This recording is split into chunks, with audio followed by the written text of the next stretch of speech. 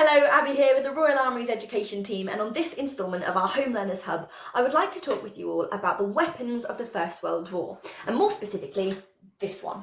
Now this is a short magazine Lee Enfield, and although there were lots of different types of weapon used in the First World War, the SMLE, or the Smelly as it's lovingly referred to, was the standard issue rifle for the British infantrymen. And that's not to say it wasn't used elsewhere, it absolutely was. It was used in Canada, it was used in India, it was used in Australia, just to mention a few. The rifle itself is about 1 metre long and it weighs about 4 kilograms, that's about 4 bags of sugar. It's a bolt action rifle, which means to load it, you need to lift the bolt up, pull the bolt back, put in any ammunition into the breech, and then push the bolt forward and down again. Then your rifle would be cocked and ready to fire. But that's not what makes this weapon special. What makes it special is its rate of fire.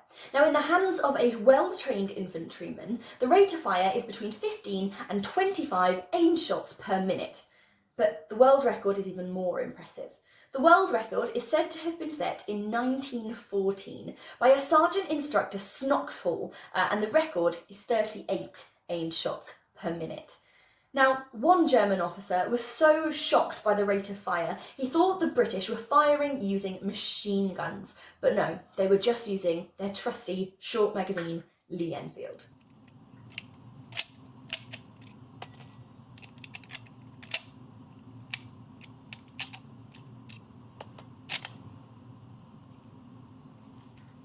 So we've spoken about the rate of fire, but what about the range? Well, the effective range of the SMLE is about 500 metres. That's about 5 football pitches.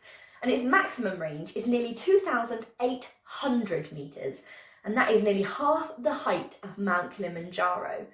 What about close range? Well, the SMLE, it never came by itself. It always came with a bayonet with a 17-inch long blade.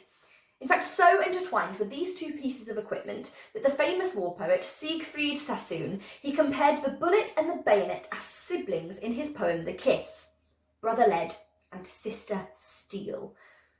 But the bayonet, well, it wasn't always used as a weapon. It was often, and illegally, used to open things like tins, to toast bread, and even to clean the mud from the bottom of the boots. There was such a surge in recruitment that there was actually a shortage in equipment, and so for training, recruits were given old rifles, or wood shaped like a rifle, or even in some cases, sticks.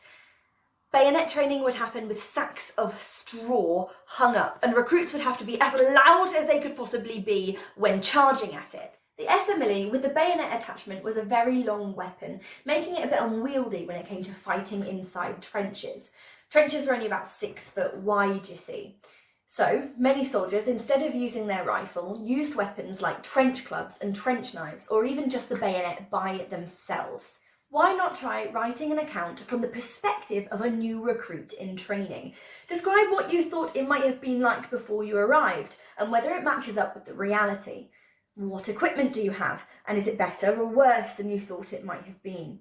You could even perform this as a monologue for the people around you. And I would really love to see some written accounts and even some videos of you performing them.